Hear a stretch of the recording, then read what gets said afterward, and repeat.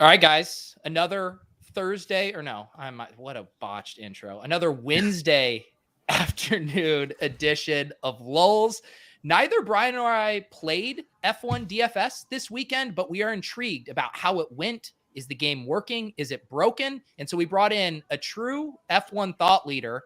And let me just say, from the timeline, it appears that there are lots of them. But his name is, of course, Sam Hoppen from 4 for 4, Bet Spurts, analytical extraordinaire. Also, of course, the stat chasing guru over on Ship Chasing. Sam, thanks for joining us.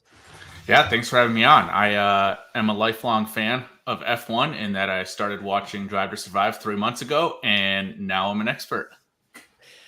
Yeah, tell me about that too, because it did see. I mean, do you attribute everyone's enthusiasm for this specifically to the Netflix show?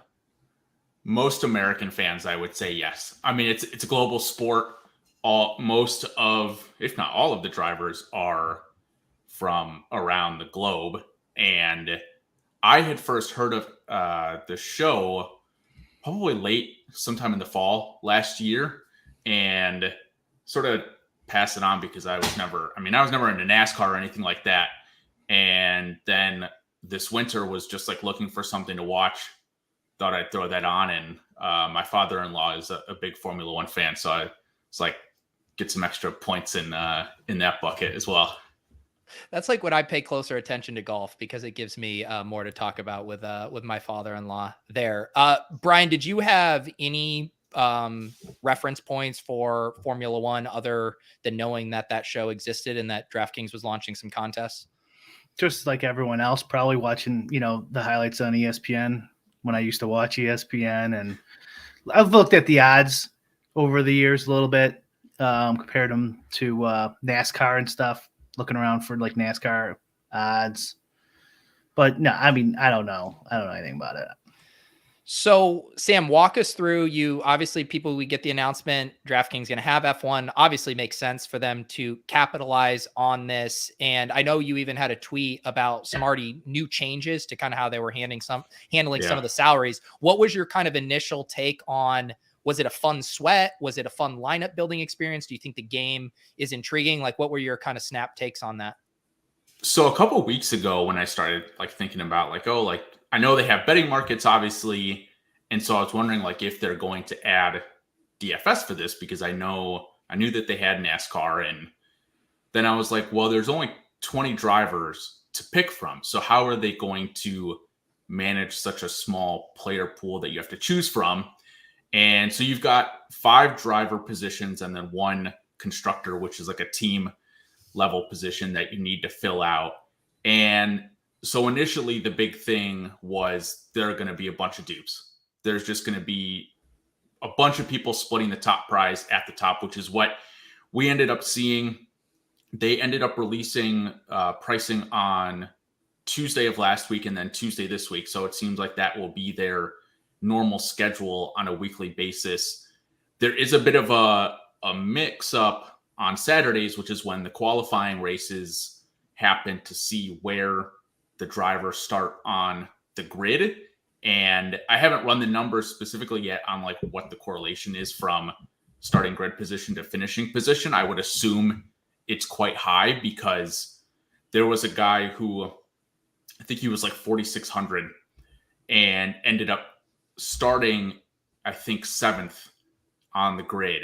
And so his ownership just got shot up because he was already in such a good position to score the points. But the biggest change that they've made is they increased the floor for prices from 2,000 to 3,000 on the cheapest driver. So I think that will likely make it more difficult to jam in a couple of the more expensive drivers.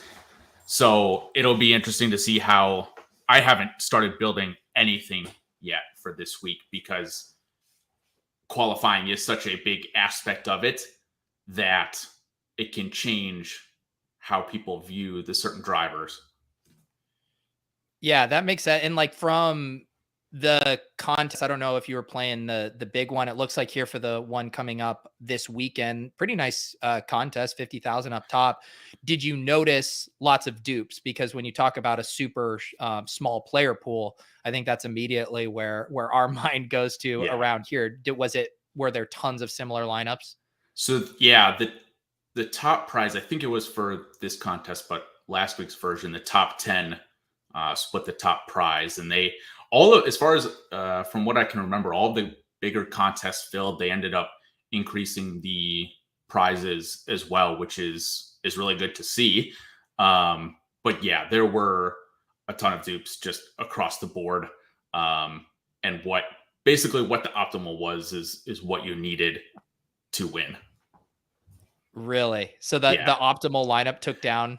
And it was basically all chalk too, because there are 3 teams, which include 6 drivers that are pretty much like the cream of the crop for F1.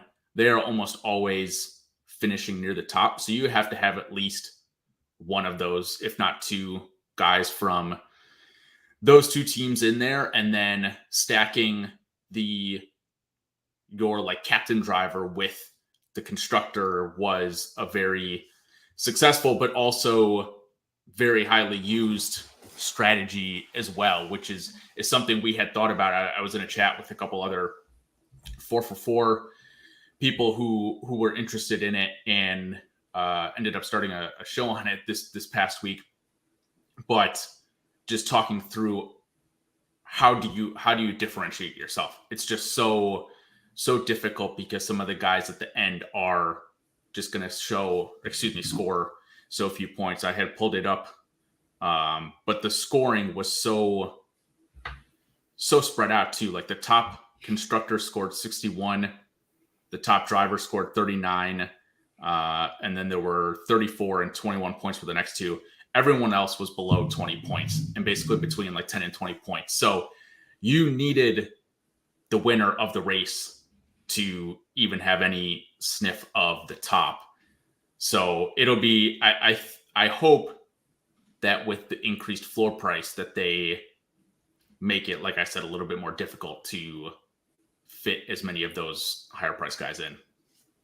Brian, were you tempted at all to jump in, try to whip up some sims to play? Are the prize pools big enough to grab your attention, or are you still on the fence? The first 2 weeks they are still on the fence. It's tough not to want to do something. How many dupes were in the top? What was the highest dupe lineup? Do you remember? So I pulled it up here. So and you're more than welcome to share your screen if you want, Sam, if it's easy. If not, don't worry about it. I'll just read it off. So Charles Leclerc, he was the winner. He was the best captain, and then people stacked him with Ferrari, which is the team that he drives for. And then the second one was actually George Russell, who drives for Mercedes. He finished second on his team. So Lewis Hamilton, who is the other Mercedes driver, finished ahead of him, and drivers get a bonus for being the, I guess, first place driver on their team. So they get a 5-point bonus for that. But there was a little bit of salary relief that you got with Russell, and Russell outperformed his starting grid position by a little bit more than Hamilton. And then the other 3 were Esteban Ocon, Valtteri Bottas, and Kevin Magnussen. But those 4 drivers, aside from Leclerc and the constructor Ferrari, all scored either 14 or 16 points.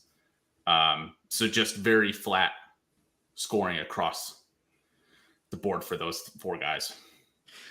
Do you remember how many dupes there were? Like there were 10 for that lineup in the specific contest that I think Pete was showing there. Was that the biggest one? Did it have 50K? Yeah. Okay. Well, I guess 10 dupes isn't that bad. It's not that bad, especially if it was more like.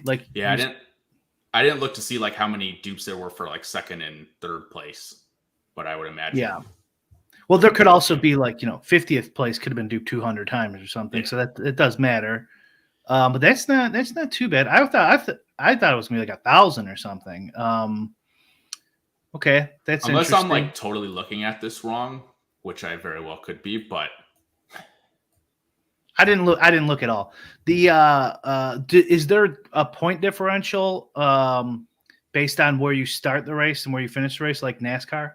Yeah. So if you finish, I've got the scoring up here. So if you finish +3 spots versus your grid position, so 3 spots better, that's 2 points. 5 spots is 3, and then 10 spots is 5 points. But there are so few drivers finishing 10 spots ahead of their grid position. I think I looked at it there out of like 1,800 samples from 2021 that happened, I think 10 times. So it's extremely rare for that to happen. I mean, it's the placing and the points you get from finishing first, second, or third is so heavily weighted that you basically need to have one of those drivers in your captain spot.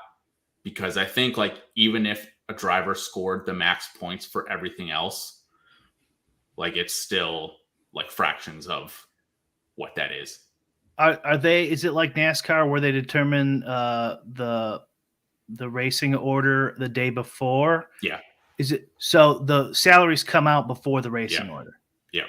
Okay, that's going to lead to more dupes too. Yeah, and we, I just again some of these group chats I've been in were wondering if they would wait until after qualifying to release prices just to adjust for that, but it doesn't look like that's going to be the case if they stick on the schedule.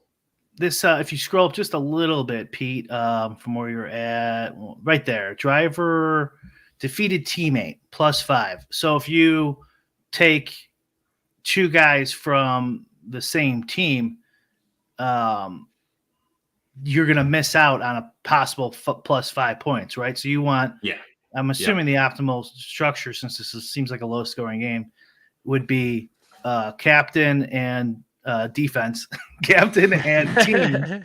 I said that on purpose this time. Captain and what is it called in this? Constructor? Constructor, yeah. Captain and constructor. You want to stack those, and then everyone else you want on their own team. Right. And I think one thing actually that Justin Freeman pointed out is a way to differentiate by stacking just like a regular driver with the constructor and then putting someone else in the captain position. I don't know if that's going to be optimal, but it's certainly a way to differentiate yourself. Well, we saw that pattern play out a little bit in League of Legends DFS, right, Brian, where you would correlate one of the other positions with the support or with the team, and then you would have like a one-off captain who racks up all the kills for another team.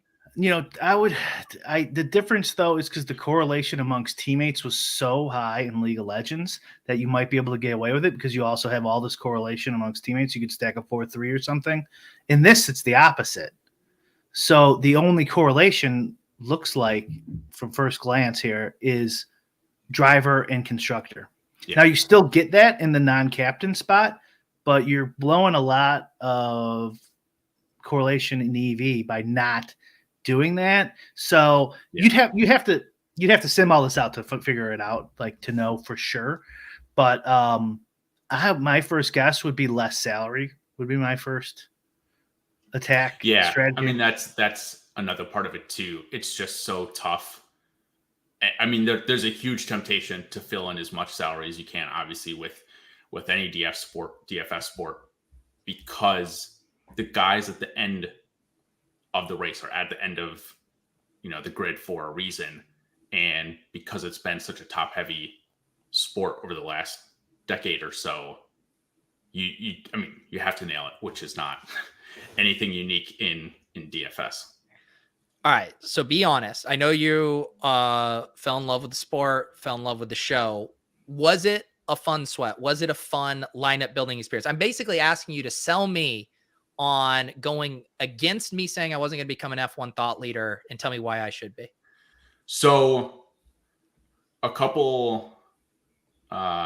things to preface. So this was the first like live race that I had watched, because there hasn't been a race since last December or November, whenever the final race was. So that in and of itself was fun for me. But the lineup building process was nice because you have all day Saturday, and then there's like no news on Sunday morning really that's going to change things from the end of qualifying to the start of the race.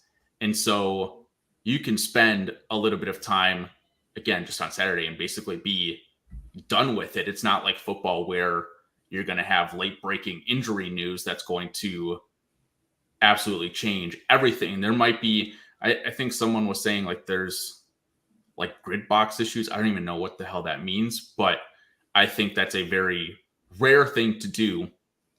And the fact that things, the thing that really attracted me with Formula One in general is the fact that things can switch on a dime so quickly. And I think there were about 5 laps to go. And I'm sure this is like NASCAR as well, but there were 5 laps to go. The safety car came out. They basically restarted the race.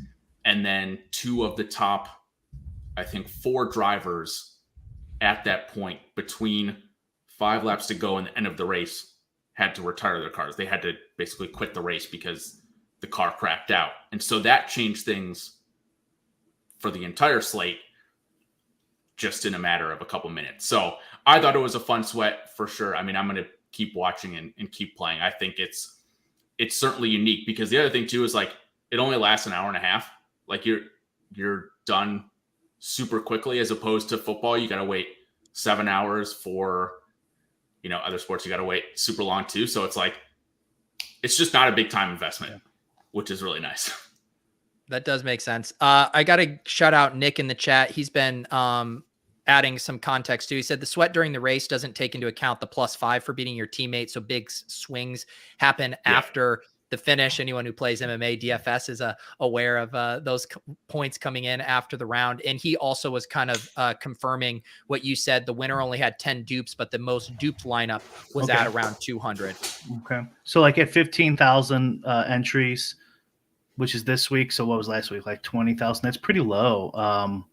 I also imagine it's not as efficient yet because no one's making content. No one knows what the hell they're doing. Right.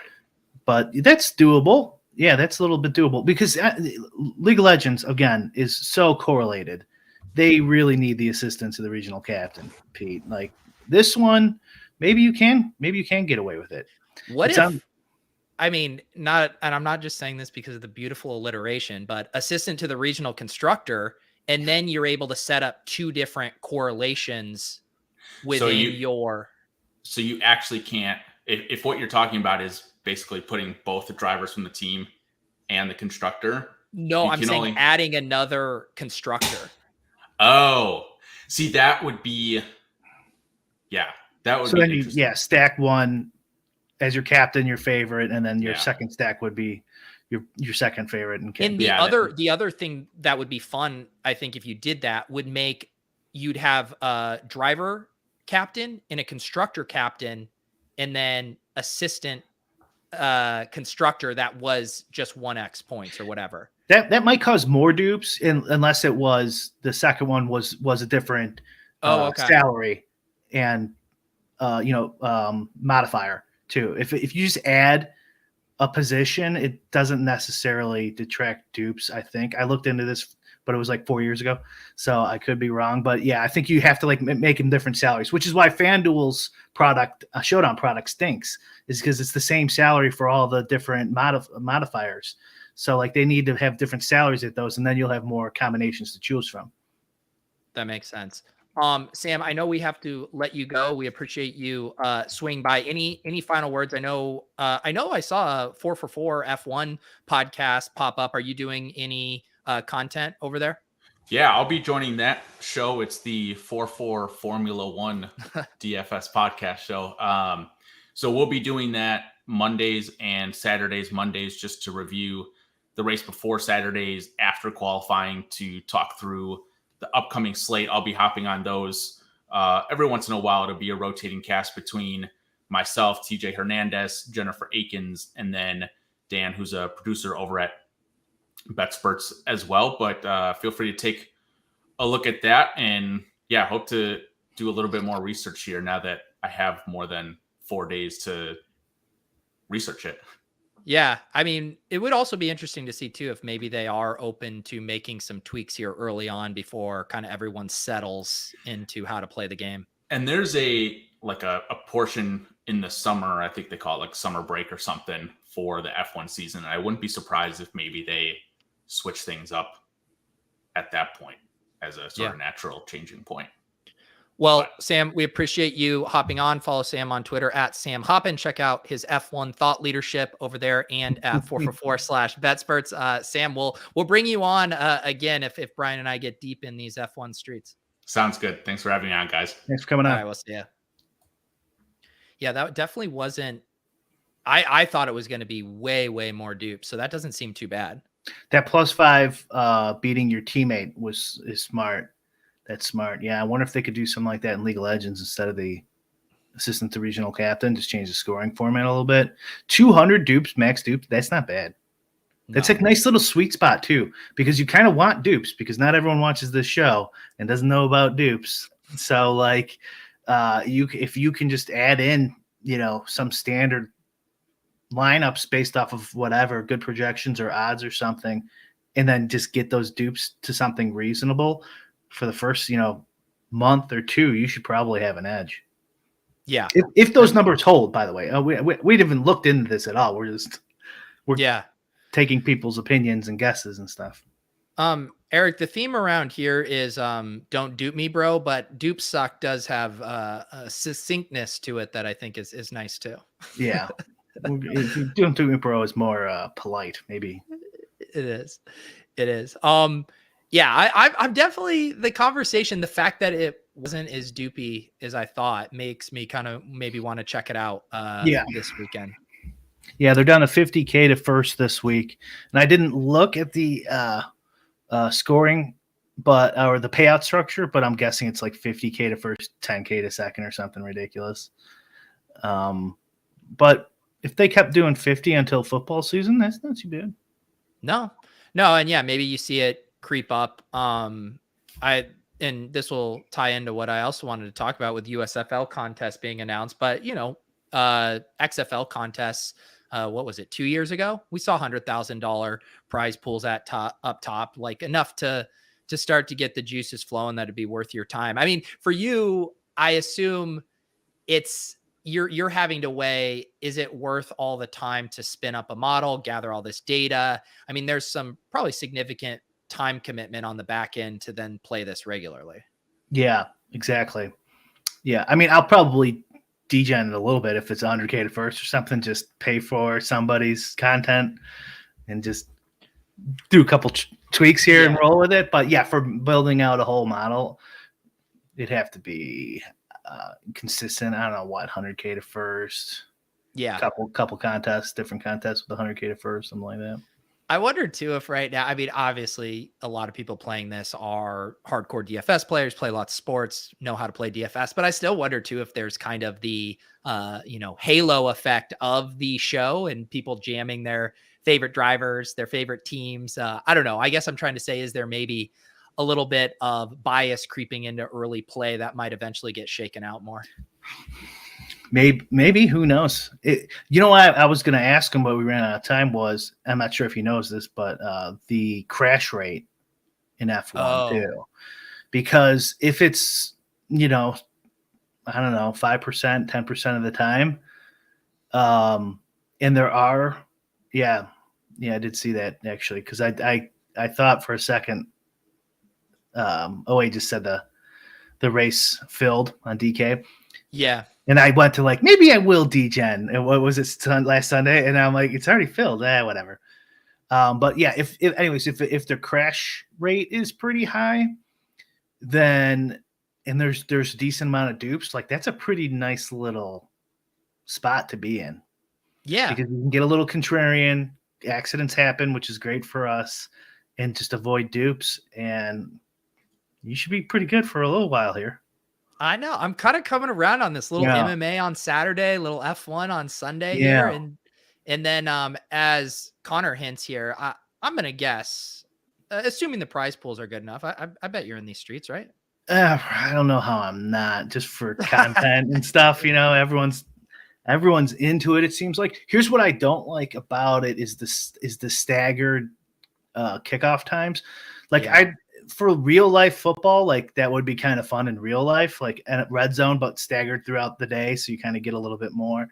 But for DFS, I don't like that because I would much rather have the F1 structure of I just do all my work the way I do it and just enter and forget about it, and it's done in an hour and a half.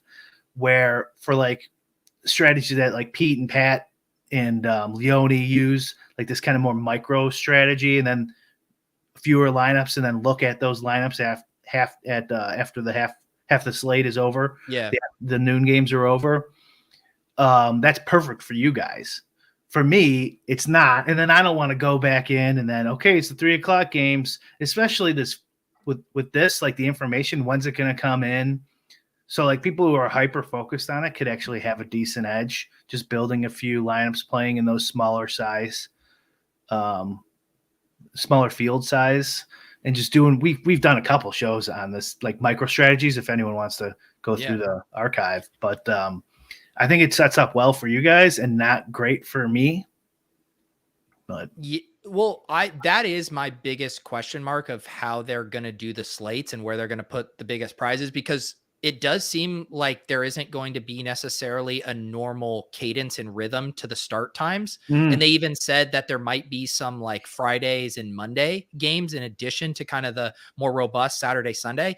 And so we've already seen a reluctance from DraftKings, like in the NFL playoffs, to not want to do the multi-day short slates.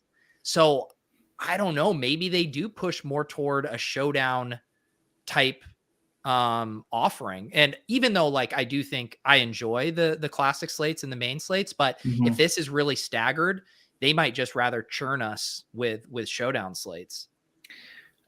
I kind of actually like that for me personally. Yeah. I would probably rather have that. We've talked about like a showdown, but with 2 games. Why not? Like do a 2-game showdown. That'd be cool. They're not going to do this. It seems like based on their recent history, but locking it would probably be better. Like let's say the game starts at like noon, 3 and 6 or something like that. Whatever. I'm just making up numbers. Yeah. It's probably better for the rec players to just lock it at noon. Yeah, because you're going to get all these, grinders who are just eating up this content, knowing that X quarterback's got like a really good shot at starting in the 6:00 game and holding off, and then the rec players are just just gambling money and going out drinking. Yeah, I know. It just feels like haven't we been through that with NBA where it's like everyone says a global lock would be better for everyone, and then the casual players push back because they can't stomach a 0 in their thing, and then they never implement it with any success. Yeah.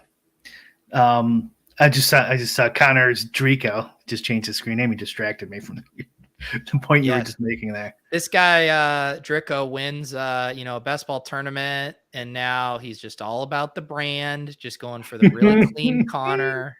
We got to wait for that logo to change. Who knows what it's going to be. Yeah. Mark Smith says outside of the triple header on Easter Sunday, there's no more than 2 games on either Saturday or Sunday. So I'm with you. I think 2-game showdown slates would be super fun. That would be cool. And don't they have like a different structure already on like, it's not classic format, right? It's not, I could be wrong. I haven't seen anything definitive on that. Does anyone know? Yeah. Is it 1, 2 RBs, 3 wide receivers, or is it going to be something? I don't know if we've gotten confirmation on that yesterday, because it was literally like yesterday morning, there were rumors that DraftKings wasn't going to offer it. Everyone was upset. Levitan put out the bat signal. And then I think it's Jeff Edelstein over at RG then finally got the scoop that, oh no, sorry, we were misinformed. We are going to offer it. And that was all just yesterday. So I don't know if we've seen any more details beyond that yet. I'd vote for, as much as they do not care what I vote for, but I would probably vote for that. Like some sort of modified classic roster at least. Yeah. 2-game slates are the worst in NFL. I don't like them either. Yeah.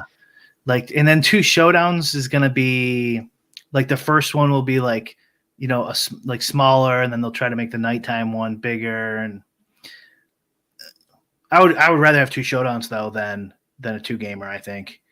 I'm with you on that. Yeah. Especially not even at the same start time. Yeah.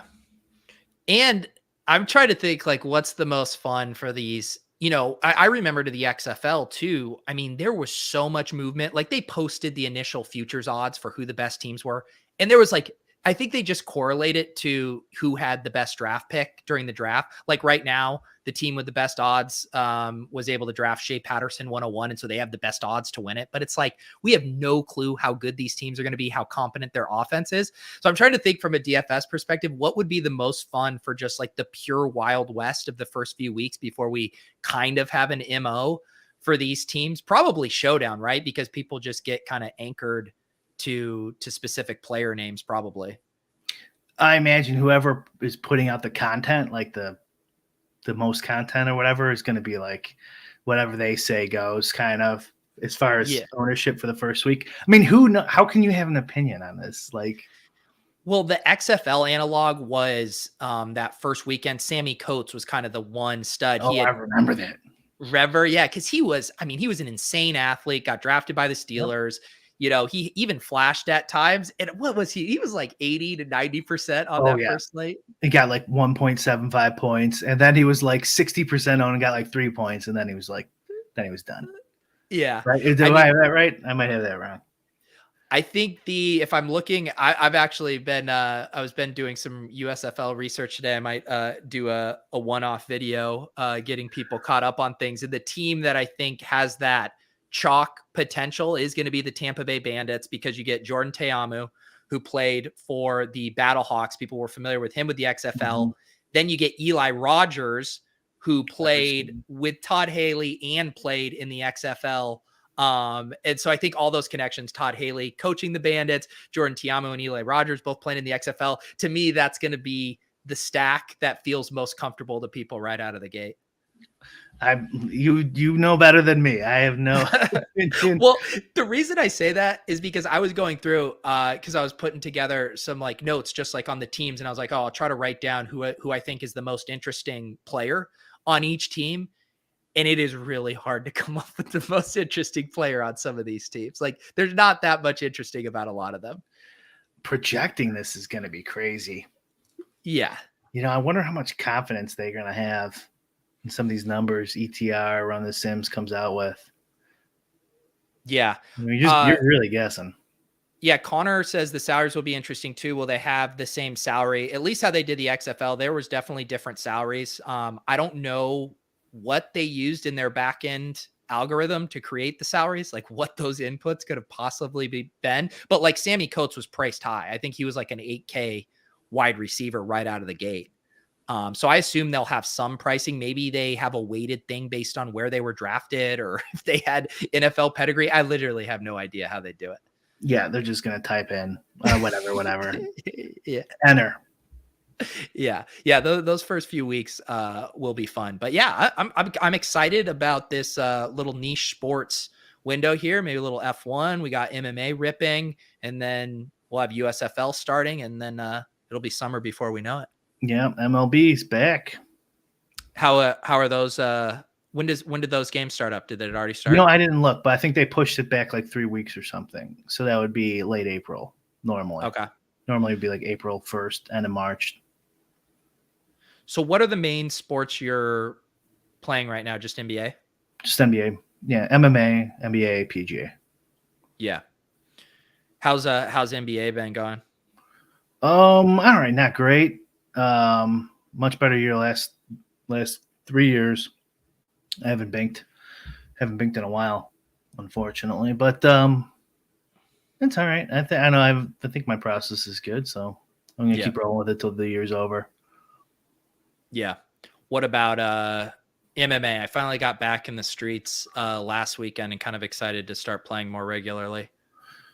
Pretty good. I think my dupe numbers were pretty good. I got that down pretty good.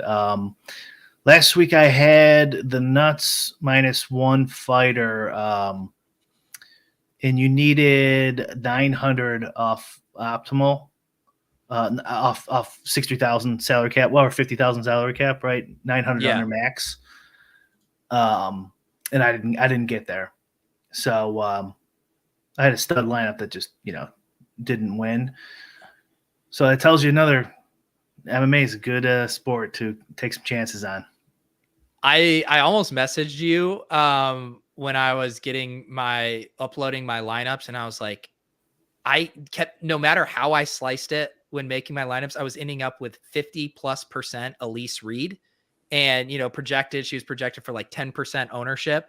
But however I was making my lineups, it just kept giving me so much. I was Twitter searching Elise Reed, be like, are any of the touts giving her like a chance to win? And ultimately I was like, a lot of touts thought she was a good underdog pick and stuff. So I was like, all right, I'm just going to leave this. She didn't put up a massive score, but she did win by decision. But that was one of those where it feels like my entire 150 set was going to live and die by Elise Reed. Yeah. Because getting unique produces some really weird outcomes. Yeah. And taking a stand on a low owned player is definitely one of them. Yeah. Looks like April 7th is the opening day, they're saying. Opening day 4/7, according to Chris. And then what was the date for the big UFC card? We had talked about maybe doing something with our buddy John Kelly. I want to say April 9th. Oh yeah, I just pulled it up. April 9th here. I actually don't normally I recognize some of the fighters. This is another one where we research, is his actual birth certificate name the Korean Zombie? I love that that's pulled into to the Google. Oh, Peter Yan Sterling, that's a big one. Okay. I imagine Jan's gonna destroy I remember him. Burns. Yeah. Sure. Gilbert Burns is a stud. He lost some. I mean, he fought some monsters and lost. That should be another good one. That's 3 really good ones. This one. Yeah, that Mackenzie Dern, that should be pretty good. Women's fight. Yeah, those 4 are all pretty solid to me. Yeah. This will be a fun one. So yeah, we'll touch base with John, and I should give a plug to John's YouTube channel too. If you guys are looking for good MMA content on the reg, he's been making some videos on his own and really upped his production value. Also does some underdog pick'ems and stuff over there. So excited for John over there with his MMA stuff. And he got rugged on our last live hang because I think they had a baby issue or something, and he had to immediately dip. He was so excited to do our live hang. It was like 3 minutes in and he had to peace out. Yeah. Kid emergency. That's how it goes. Yeah, last night on Club Top Shot, Pete had to bail at the last second because there was a kid emergency, and I was joking on the Swolecast because he literally copied and pasted the message from Ashley, his wife, about the kid issue, was as if he needed to give me proof of why he needed to leave the show. But apparently when you have kids, you can't just do whatever you want at all especially times. Little babies. Yeah. What were you gonna say? Nothing.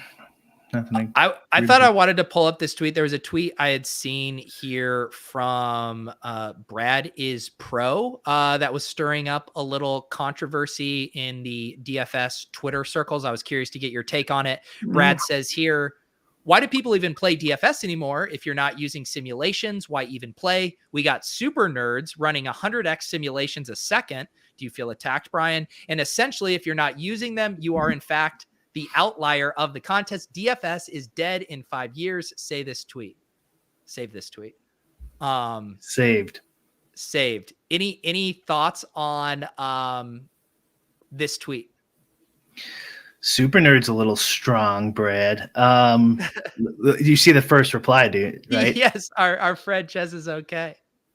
That's funny. No, it was good. I mean, if you're working 80 hours per second and doing 100 sims per second, I mean, the amount of sims that James is putting out a week. That's what he's saying. The opposite, actually. Like you're doing a lot more than 100 per second. I think, right? Maybe, yeah. I don't know, like, because I think there's a lot of sim content going on right now, like a lot of podcasts talking about it. Yeah. So maybe that's getting in everyone's head, and I don't think there's as many people doing it as maybe he thinks. I also think, as much as I love The Sims too, like it's not the end all be all, especially for dupes and knowing and catering to contest size and stuff. I do still feel like there's a lot of kind of added stuff that has to go into truly optimizing your lineups for specific contests and contest sizing. And I saw Blender, I think, making a comment about it too, that, a lot of people will misuse these tools in the same way people thought DFS was over when optimizers came out. I mean, I don't necessarily consider myself as super great with an optimizer. I mean, just because I have that tool doesn't mean it's almost goes back to the original joke. If I had 150 lineups, I'd win too. It's like, okay, here's the optimizer, here are the sims. Like, I still don't think that necessarily makes you a winning player on your own. No, it doesn't. But I think the general, first of all, he also said 5 years from now. So you have to take that into account. He's not saying right this second. I do think it does make the games harder the more people use them properly. And same thing with optimizers. And same thing with freely available or low-cost accurate projections. And the more you keep putting things on top of each other, the harder the games get. I think it's common sense. My concern usually, and I've said that on multiple podcasts, including this one, is regulation and raising the barrier entry so competition doesn't come for the current, kings of gambling, DraftKings mainly. Because if they raise the rake 5%, well, everyone who was, 0 to 5% winner is no longer a winner at all. And that is a lot of people. Like, and then somebody who's 6 or 7% variance might just get you and you go broke, even though you're like a point or two winner. So that's my bigger fear than a bunch of people doing simulations. And then I think the other thing is somebody coming out with like Run the Sims, like a full start to finish process of just click and enter, and then selling that out to a whole bunch of people. I think that's definitely around the corner. I don't know if it's going to happen, but if that happens, then that's, you're going to want to probably be doing that with and if a whole bunch, I said this on Neil, he commented earlier on his podcast I did last week with petty theft. Like if you could combine a simulation process with Travis's knowledge, you could do quite a bit of damage, I think. Not that he needs any help, but I'm just picturing the perfect process would be some sort of combo of human knowledge and simulations. Yeah. And I don't think we're that far off from that product being cheaply available for everybody. Yeah, and not to mention the way some of the, most of the sim sites work now too, with giving you the top lineups as they appear most frequently in the sims. I mean, all the users, and let's say non, tech savvy users, they're going to read that stuff the same, right? They're going to want to play the best lineups that are appearing most in the sims. And then maybe the second level of that is you're looking at the product own or cumulative ownership. And so then you're handpicking the best lineups with the lowest projected ownership. But then if everyone's using the same tool and doing that, it's you're just handpicking the same low owned lineup that you and 40 other people are because you think it's low owned.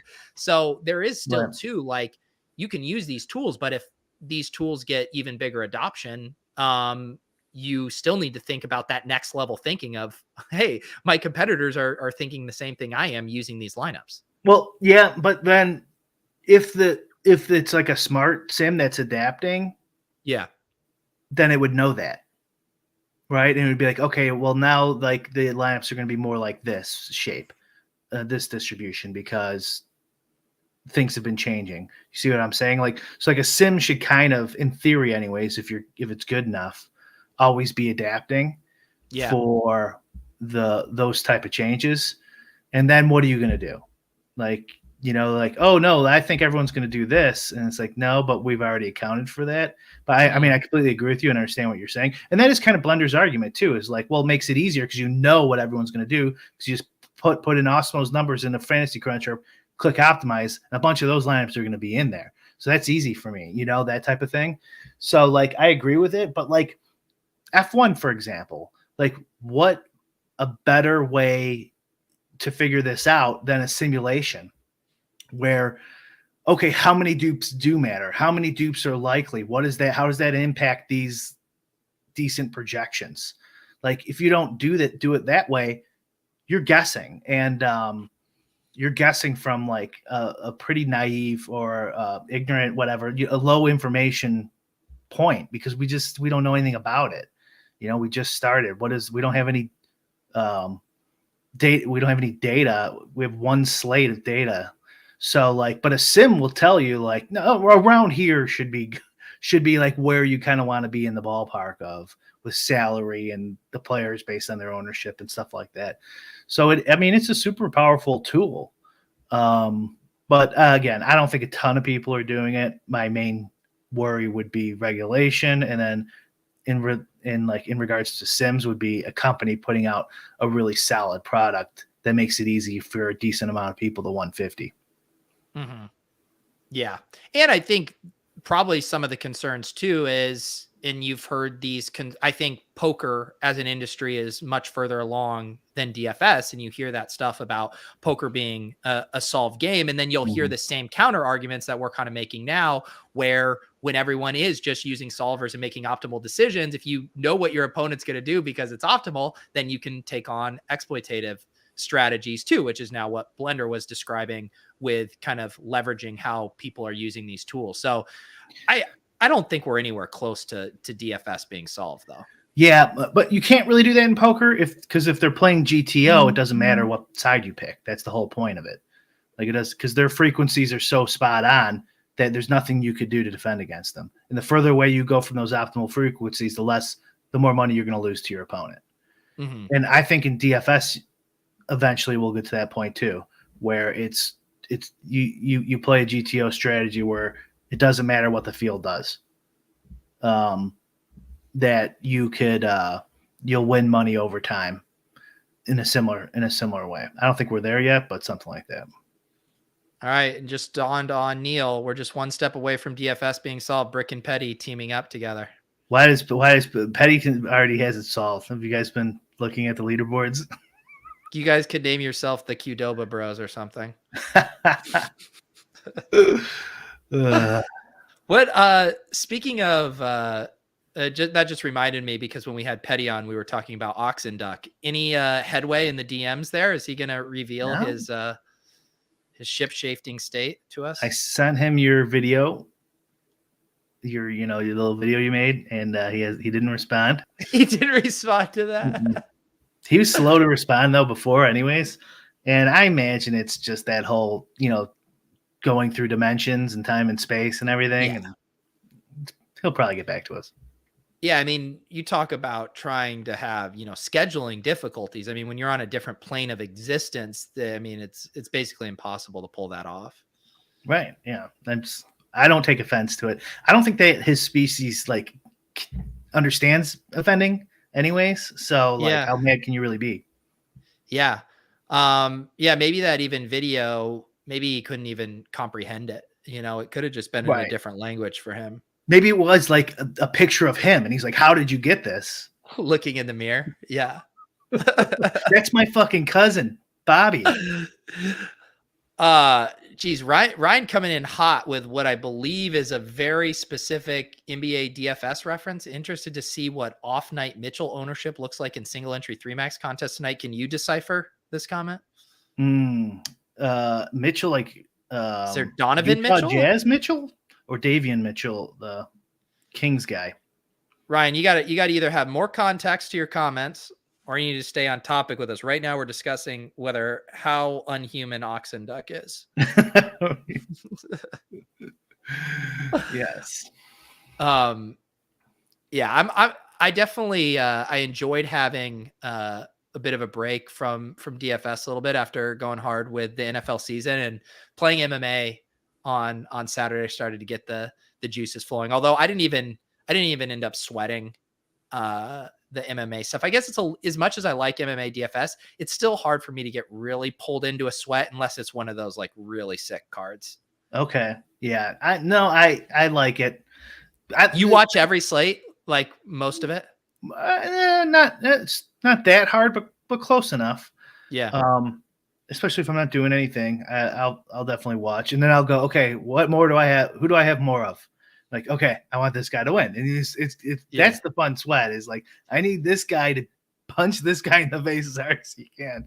It's completely different than any other sport. Well, that was mine. Yeah. Cause the one sweat I had was like, I don't know. I think my exposures are pretty reasonable otherwise, but I need to find out if this Elise Reed chick won or not. Even when I saw I got the 70 from her, I was like, all right, I can probably break even. Newsflash. I did not. I think I returned this hardly is last anything. week. Yeah. Yeah. You need, cause it was a really high scoring week. And I heard it was a pretty chalky week too, right? Yeah. Like one of the low owned chalk guys got like 100 something. And it's like, yeah, GG on to the next week. Yeah, when you get 70, it's over. It's tough, man, because it's like you just needed the guy to like punch him a little bit earlier, and you would have won the whole thing. You know what I mean? Like, yeah, it's tough. GA, you're late. I already revealed 2 members of my Week 1 USFL shell. I already have Jordan Tiamu and Eli Rogers, that stack in my Week 1 cash game shell. I already gave that up. I can't give you the full shell. That's breaking the terms and conditions on DraftKings if I were to do that. You have a shell on you don't even know the roster construction yet, but you have a shell working. I'm outworking you, Brian. I mean, you haven't even touched your sim on this, and I already have my Week 1 shell. Doesn't even know if there's positions yet. I mean, I know there's going to be a quarterback, and I know there's going to be a pass catcher, Brian. I mean, come on. Okay. Imagine if they just like, I guess in a way, Showdown is pretty positionless as far as no specific positions. So, yep, flex and captain. Flex and captain. That's all we need. Willie offering his baseball card collection in the chat. Need Munty to max enter NHL tonight. Interesting. Willie looking for exit liquidity on his cardboard to play another niche DFS sport. Maybe we could get Jake Hardy to buy your card collection and then take your money in NHL. Just clean sweep. I imagine the NHL bros are always looking for new people to come max in with them. Sal Goodman, right, on Twitter. I'm sure he's down. DM him. I'm trying to like, who are the other? I mean, we know our pal Jake. You mentioned Saul Goodman. I think Drewby for a long time was a guy I always associated as being an awesome NHL player. Who are the other? Who's the Mount Rushmore? Testosterone is I think he's the winningest guy all time. Okay. And then someone was telling me, I think Jake was telling me our boy Whistles Go Woo is in those streets. I wonder how he's doing. There you go. Whistles Go Woo. I can't remember it because I haven't played in a couple of years, but there was a couple guys who would do well. Did you listen to now Whistles made me think of Friends of LOLZ. Did you listen to RBX88 on I think it was Brian Jester's podcast, the one you did as well? Yeah, I did listen to that one. He did one with Neil too, but I guess they lost the recording. It didn't record well, or somebody deleted it or something. Wow, he revealed too much of his sex romps that it wasn't safe for the Osimo airwaves. Yeah, RBX can get pretty based, so maybe it's too hot for TV. I mean, you see what's going on here, right? Like we famously tell RBX88 he can only come on every time he wins a Millie Maker. I guess I will say, do we equate winning a World Series of Poker bracelet? Is that on the same level as a Millie Maker? That's easier, right? That's pretty sweet, though. I would love to have a bracelet, man. That would be cool. You could. That's a very attainable goal for you if you wanted it. Yeah, but then I have to play poker and sit down, and especially the in-person ones, I have to like be around people. No, you'd grind those online ones. Yeah, I wonder if they're going to do those now post-COVID. Yeah. Oh, that's true. Yeah, it's too bad. I mean, it's not legal in here in Illinois, so I probably would have, if I would have known if it was legal in Illinois, I probably would have taken a stroll. RBX probably stacked me in the first 15 minutes. Aces to kings, flop comes king deuce. But the point I was making about RBX though is he hasn't gotten the invite back to LOLZ, because it's been, at least months since he's won a Millie Maker. And so he's seeking out these other shows that will have him on just based on his past resume, not realizing, or maybe because he does realize that this is a what have you done for me lately kind of show. Most of these shows are getting our hand-me-downs. Yeah. Our RBX 88 sloppy seconds. We have to do a new run of inviting people back on now that vacations are over. Yeah. We got to get Ricky D back on. It's been about a year. We got to get him on. Has it been it's probably been about a full year. Yeah. Yeah. Who else do we need to get back on? A couple new people. We should need to. I know someone I want to ask. I'll tell you after the show. Because that way, if they turn us down, I won't look as bad. I do think people enjoy it when we get people who are the opposite of me being underexposed with content too. That because there are so many DFS players that don't have a big content footprint and brand. I think people enjoy it when those guys come on here and shoot the shit with us. We should get some poker players on. We haven't gotten many poker players. I could go through. I know Doug Polk just put out his massive video ranking. What was it? The top 100 poker players of all time. I was watching. Yeah, the one yesterday was they were or it was a couple days ago. They were breaking down top 5. Man, they go on for a while. It's like, just tell me who the top 5 are. Yeah, you need the timestamps on that one. Doyle and Ivy are going to be in there. Yeah. OA says we need Randone back for stock tips. Someone sent me a tweet. My buddy Mike did to Randone. I was like, Mike, come on, dude. I'm blocked. I can't even see this. I then went to, because I have a couple Twitter accounts. We got the Club Top Shot one. So I was like, all right, I'll go to Club Top Shot to look at this Randone tweet, Brian. He had blocked Club Top Shot too. We've never even interacted with him there. Was there any about his whatever? I can't remember, his NFT project. Did you guys tweet about that or say anything about that? No, I don't. Really? Okay. I don't think we ever talked about his NFT project on Club Top Shot.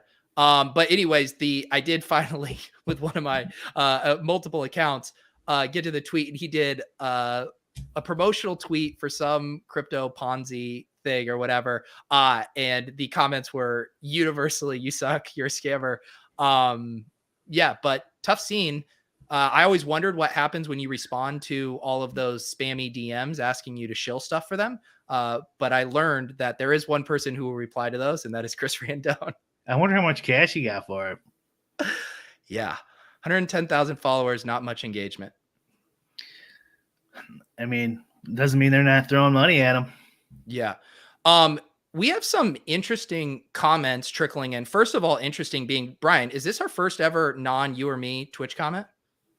Or non-solicited? I think Willis went over there. Yeah. Say hi to all your Twitch fans. I know. We got 4 Twitch people watching. Yeah. Belly flop. Thank you. Yes, we if you want to scroll back, we were talking about Oxen Duck, and we also talked about Oxen Duck on a show with Travis Petty for a little while, and Brian is getting ghosted in the DMs, but we're working on it. We're working on it. I think Belly Flop's my 3rd commenter. I think 3rd commenter. Pretty you always remember your 3rd. Yeah. Should make also like an NFT. Yes, Brian gives out NFTs to every commenter on Twitch. This one, I have not seen this handle.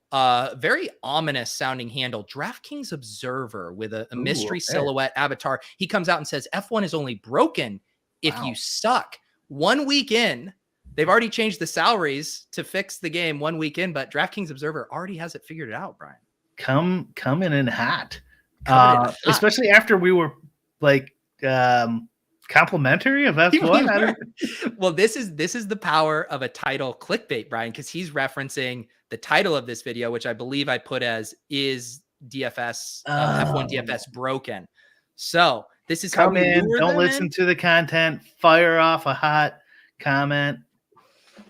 It's all right. That's the kind of emotions we're trying to elicit with our titles and thumbnails. But seriously, DraftKings Observer, you can scroll back. We talked with Sam.